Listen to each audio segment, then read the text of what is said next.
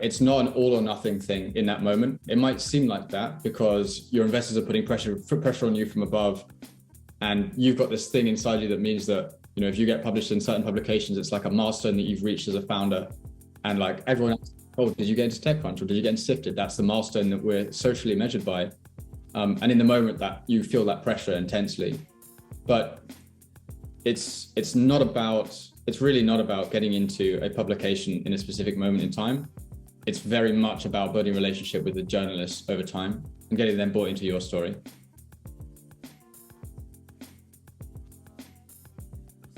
We invest in pre-seed and seed startups, so we hear from a lot of founders asking about press releases. Are they still relevant? How do I write one? Can't I just share my news on social media and be done with it? For answers to those questions and more, we turn to our old friend in PR Pro, Tom Lawrence. Hi, I'm Tom Lawrence. I'm the founder of MVPR, and we automate how early stage companies and SMEs handle their public relations and externally facing sort of earned media and communications. So we're hearing from some founders who want to skip press releases and focus only on social media. What's your response to that strategy? I think it depends on what you want to achieve. And I think it depends on what you're thinking about with a press release. So, a press release is just a method for communicating something. I guess the question maybe is PR still relevant versus social media versus, Google AdWords or advertising? I guess the truth is yes, because all of your marketing streams should impact each other in some way, whether it's to bring down your cost of acquisition because you've got higher brand recognition, but also you have to think about it from an audience perspective as well. What are some of the most common mistakes you see startups making when it comes to writing a press release? A press release is like a foot in the door. It's a bit like your initial meeting with a VC. It's not important to dig into really get under the fingernails and properly get into the product from in a deep way, because really any journalist kind of worth their salt will want to dig into that with you if it's interesting enough for them to really write about. And so often we see companies try and, you'll see like a 3-page press release and you'll just think, well, hang on a second, one, do you think there's a reader out there that's going to make it through 3 pages of what you've written? And if there is, they're probably not going to be in the kinds of media you're going after. They'll be in the kind of very focused community groups. And 2, you can't expect a journalist who receives 500 emails a day to read 3 pages of your press release, because that's not going to happen. So what you need to do is a bit very much like a kind of initial introduction to a VC. It's how do you get their interest, give them some takeaways that they can latch onto, so that when they tell somebody else, they have sound bites basically to explain what it is that you do, and explain the kind of the nuts and bolts, I guess, of what you do, why it's relevant, who it's for from a customer perspective, and subsequently why it's relevant for those readers of that publication. Quotes from your investor, quotes from yourself about your vision, and then I would always have something in there which is what you want to drive, and that could be downloads, it could be hires, but you kind of want to make it relevant for the person that's reading it. But keep it short. A page is enough, 400 words.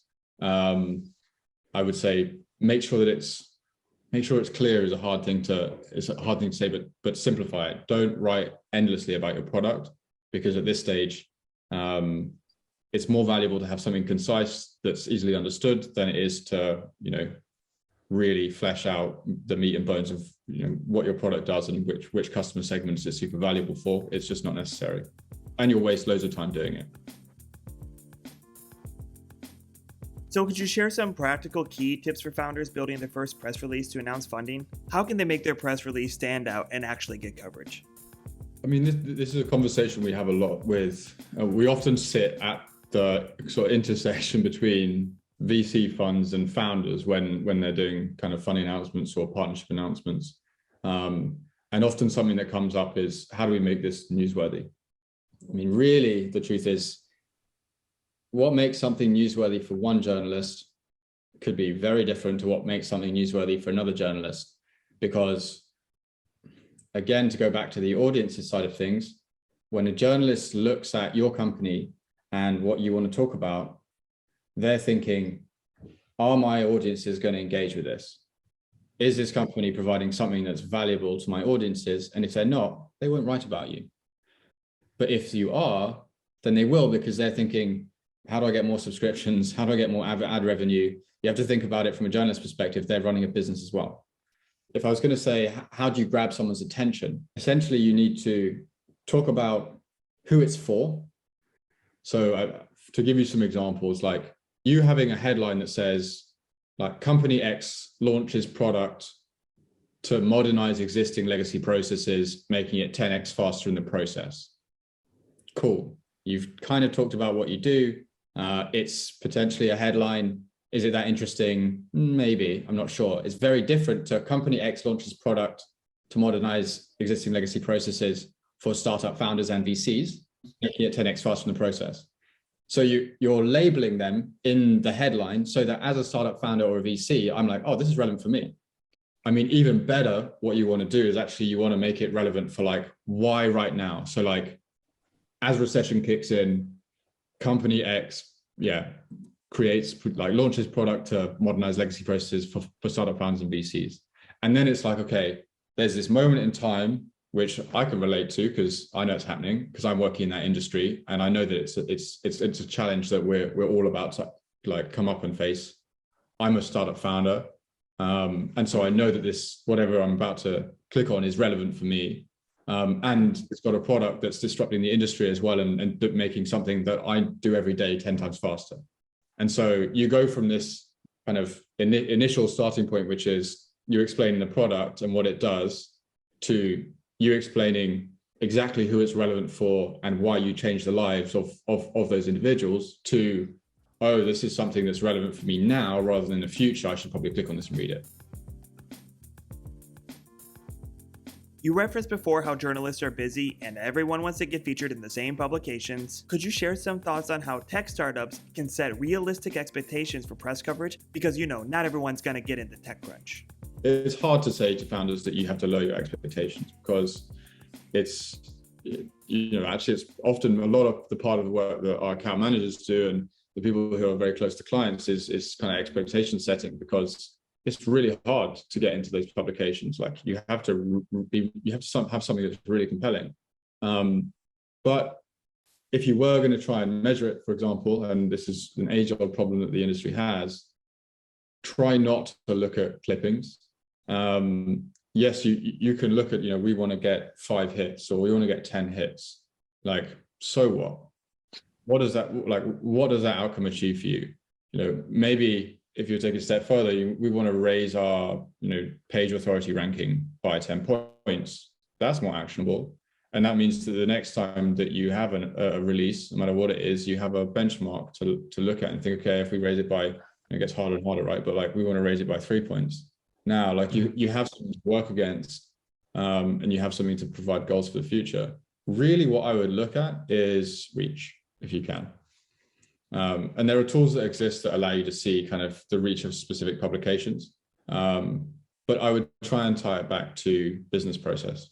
So, we want 10 applications from prospective employees.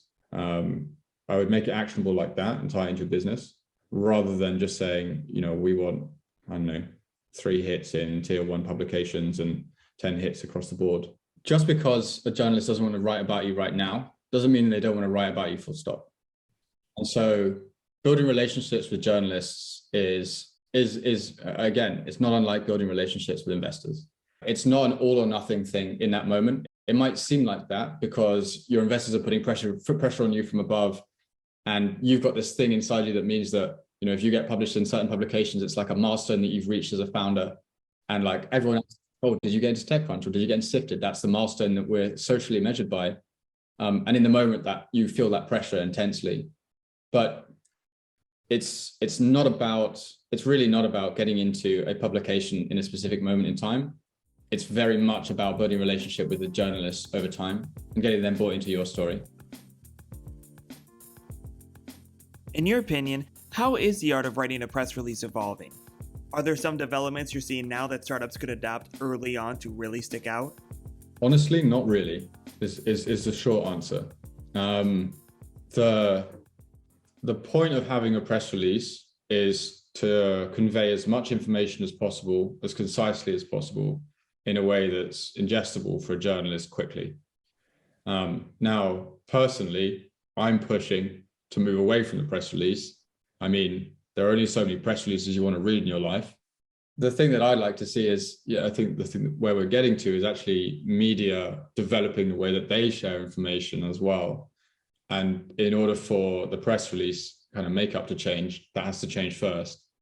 There are publications that are doing interesting things with founders. We work with a number of publications that are kind of sharing information about companies in a new way or an exciting way, or people are looking at voice, people are looking at video, kind of multimedia. Of course, product demos comes into that as well. But in terms of the way that the press release is currently written, and I think in terms of how we expect that to change over the next, say, 12 or 18 months, I don't see much movement. The way that people read and consume media will have to change first. And it's going to sound really boring, but the publishing platforms that help media actually publish content that will happen as they adapt and as they grow.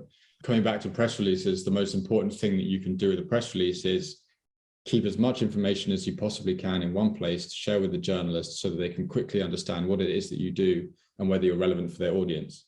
In the moment when you're under pressure, don't just think this is all or nothing, we must get featured.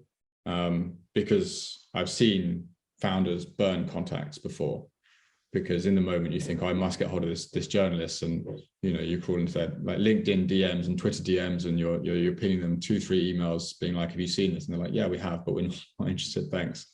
You just annoyed us.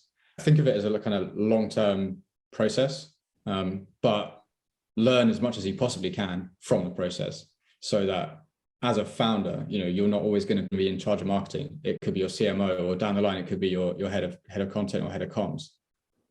Build a learning process so that when they arrive, they've got something to work with already. They can see, these are the journalists that are our like sweethearts. These are the ones that are engaged the most, and you'll scale faster from a comms perspective.